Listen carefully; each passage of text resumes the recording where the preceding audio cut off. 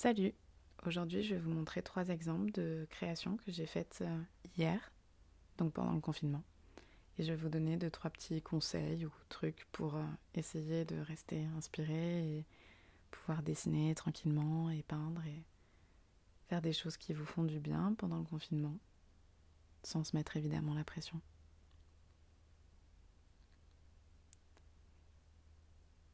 Donc le premier dessin que je fais, c'est avec un feutre à pointe souple. Et donc je dessine tout simplement une des plantes qui est chez moi. Donc mon premier conseil, c'est de faire des dessins d'observation, d'en faire plein. Les dessins d'observation, c'est hyper simple, hyper basique. Vous prenez à peu près n'importe quoi chez vous, tout ce qui vous inspire, tout ce que vous trouvez beau, tout ce que vous aimez. Ça peut être des plantes, ça peut être des animaux de compagnie, ça peut être les gens avec qui vous êtes confinés. Ça peut être à peu près tout et n'importe quoi, un meuble, un tableau, un vêtement. Et donc vous allez le dessiner.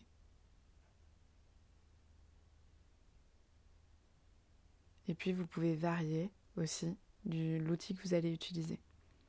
Alors ce feutre, j'ai pas du tout l'habitude de l'utiliser, c'est quelque chose que je laissais un peu de côté et en fait je trouve ça plutôt pas mal à la fin. J'aime assez bien ce dessin et ce côté assez épuré.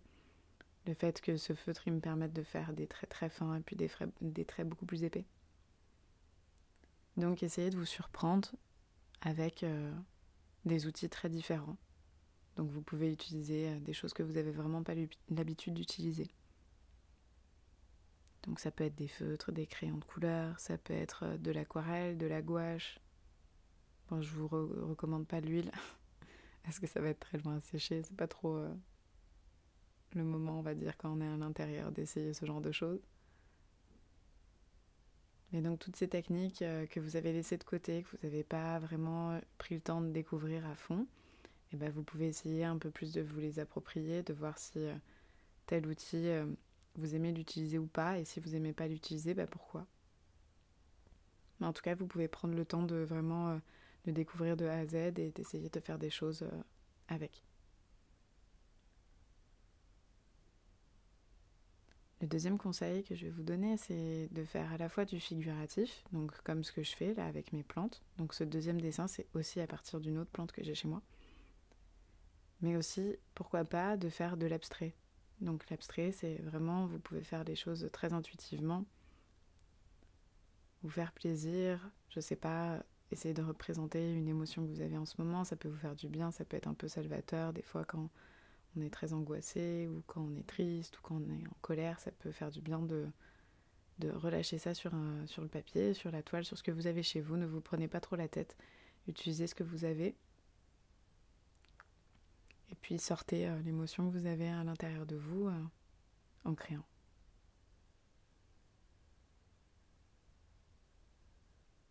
Ensuite, troisième chose, n'ayez absolument aucune attente. On est en période de confinement, c'est pas facile pour tout le monde. S'il y a quelque chose que vous n'aimez pas dans ce que vous avez fait, tant pis, c'est pas grave, passez au suivant, c'est pas bien grave. Il n'y a pas de pression à avoir, vous n'avez pas de choses vraiment obligatoires à faire dans ce domaine-là, donc ne vous mettez pas la pression, faites juste et sans trop vous poser de questions. Alors là, ce que j'utilise et du coup ce que je vous conseille aussi de faire pendant cette période, c'est de faire des nuanciers ou des cercles chromatiques avec les couleurs que vous avez chez vous. Donc vous utilisez par exemple de l'aquarelle, moi c'est ce que j'ai fait avec l'aquarelle, mais vous pouvez très bien utiliser des crayons de couleur, des feutres, de la gouache, peu importe. Et puis vous allez faire des nuanciers, donc soit sous forme de carte, soit sous forme de cercle. Le principe c'est de mettre chaque couleur sur une petite carte, sur un papier, pour pouvoir la conserver et se dire ok, telle couleur qui est dans le godet et qui apparaît des fois complètement noire, en fait c'est du violet et ça me permet de mieux m'y retrouver. Et après ça nous permet d'avoir toutes nos couleurs à disposition, de voir ce qu'on peut faire, de voir les assemblages qui sont pas mal, qui vont bien ensemble. Donc là par exemple pour faire la plante, j'ai mis un peu de couleurs, les couleurs de côté. Donc c'est les couleurs que je voyais globalement dans la plante que je regardais face à moi.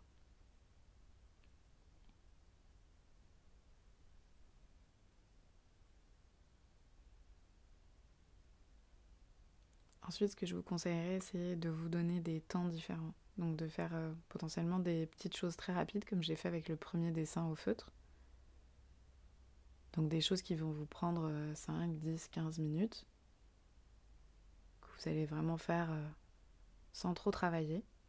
Et puis potentiellement de faire des choses qui vont vous demander plus de temps, qui vont vous demander plus de concentration, qui vont vous demander d'être plus vraiment dedans et qui vont être beaucoup plus travaillées. Alors l'aquarelle, typiquement, c'est une technique qui peut à la fois être, on va dire, relativement peu travaillée, mais sur laquelle on peut aussi passer beaucoup, beaucoup de temps parce qu'on peut y revenir beaucoup de fois. On peut vraiment travailler par couches successives et c'est ce que j'aime bien. Mais souvent, c'est assez difficile de se dire, ok, là maintenant, j'arrête, c'est trop travaillé, c'est suffisant comme ça. Donc c'est encore très difficile pour moi de savoir à quel moment vraiment je dois m'arrêter pour pas que ça soit surchargé, pour pas que ça soit ultra trop travaillé. Donc là, par exemple, ce que je fais, c'est que je vais enlever de la peinture à certains endroits au fur et à mesure pour faire des taches, comme des taches de lumière en fait. Voilà, donc là c'est ce que je fais, j'enlève de la peinture pour créer une sorte de galbe aux feuilles.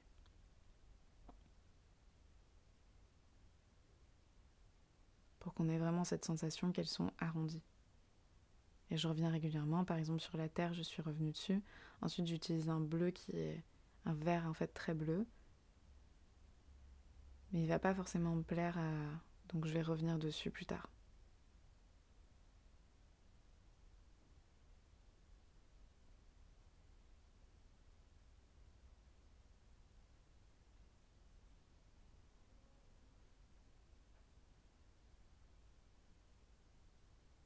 Et donc vous voyez que pour cette création-là, je passe beaucoup beaucoup plus de temps parce que ça apporte en fait à l'ensemble et les détails apportent à l'ensemble et rendent la plante beaucoup plus vivante et la peinture beaucoup plus intense. Donc au fur et à mesure, je viens de rajouter des couches de peinture.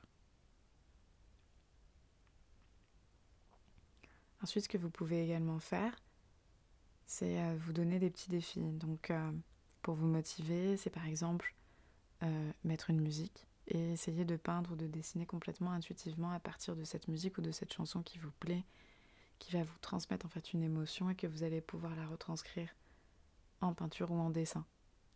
Donc souvent c'est très intéressant de faire ça parce qu'on a un peu l'âme d'après vous de la musique ou de la chanson sur papier.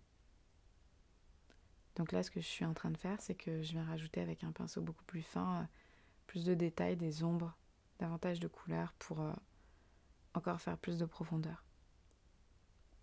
Un autre petit défi que vous pouvez vous faire, c'est d'illustrer un mot en particulier. Donc de choisir un mot un peu au hasard et de l'illustrer. Alors voilà ce que ça donne. Bon, moi, je ne suis pas super ravie. Comme je vous disais tout à l'heure, tant pis, c'est pas grave. On se met pas la pression et on y va, on continue.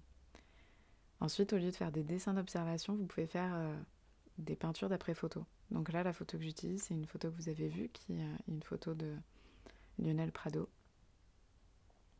Et la première étape, c'est de venir, pour faire plus tard les étoiles, venir recouvrir avec du latex, donc sous forme de stylo. Donc ça vient recouvrir le papier et ça va éviter que ce papier soit peint. Et plus tard, on pourra venir frotter le papier une fois que tout est bien sec. Et ça fera ressortir le blanc du papier. Alors moi, en réalité, ça n'a pas du tout fonctionné. Je ne sais pas pourquoi. Je pense que j'ai pas mis assez de latex. Et donc au final, j'ai dû revenir plus tard avec un stylo blanc pour faire les étoiles. Bon, c'est pas très grave, mais voilà, ça permet aussi de se réapproprier des outils, comme je vous ai dit, qu'on n'a pas utilisé depuis longtemps. Et moi, celui-ci, je ne l'ai pas utilisé depuis longtemps. Et ça n'a pas loupé, ça n'a pas marché.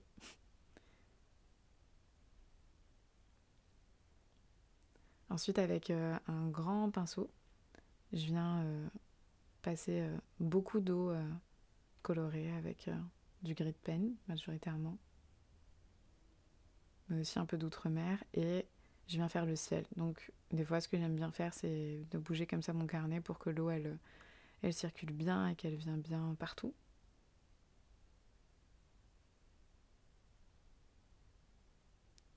Et en même temps, en fait, je viens déjà commencer à dessiner la forme des montagnes qui sont en dessous. Je vais rajouter du rose et du violet dans le ciel pour rajouter une petite touche colorée. Parce que sinon j'ai trouvé ça un peu ennuyant. Et ensuite je viens faire un espèce de noir. Alors en aquarelle on n'a pas de noir. Enfin on peut en avoir, mais ce qui est intéressant c'est de venir le fabriquer avec plein de couleurs. Donc vous pouvez mélanger les 3 couleurs primaires et vous allez obtenir du noir. Alors peut-être que vous allez devoir vous y remettre à plusieurs fois, mais c'est aussi ça qui était intéressant dans les nuanciers que je vous proposais de faire avant. C'est que vous allez vraiment vous approprier vos couleurs et votre palette.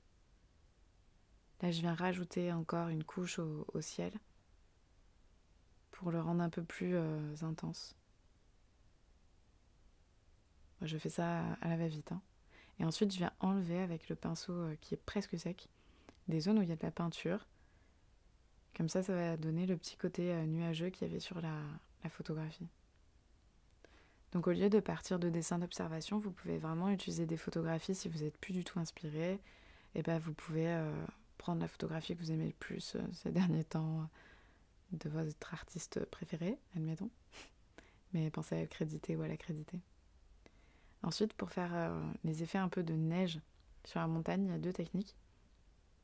La première, c'est d'utiliser vraiment la pointe du pinceau très précise et de laisser des endroits complètement blancs. Et donc, c'est ça qui va faire la neige.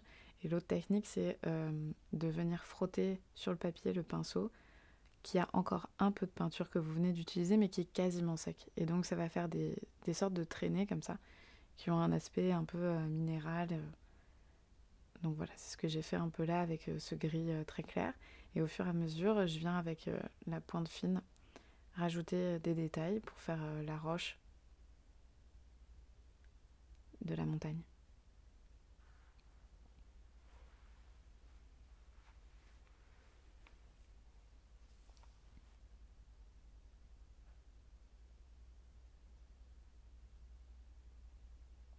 Ensuite, l'autre conseil que je peux vous donner, notamment si vous faites de l'aquarelle, que j'ai mis beaucoup de temps en fait à appliquer, c'est qu'au début j'avais tendance à vouloir absolument remplir toute la page de mon carnet, c'est-à-dire ne pas laisser d'endroit blanc. Et en fait, je me suis vite rendu compte que bah non, ça étouffe en fait la peinture. Donc là, par exemple, celle-ci, heureusement qu'il y a la zone blanche à gauche et la zone blanche en bas, parce que sinon ça étoufferait. Donc j'enlève encore de la peinture avec mon pinceau quasiment sec pour faire cette zone. Et donc scanner, ça donne ça. Et les endroits en fait où il y a beaucoup d'eau, ça fait ces effets un peu en chou-fleur qu'on dit aussi des fois. Que moi j'aime bien. Voilà. C'était tout pour cette vidéo. J'espère que ça vous aura plu et que ça vous donnera un peu quelques pistes pour continuer à être créatif en confinement et pour bien le vivre. À bientôt!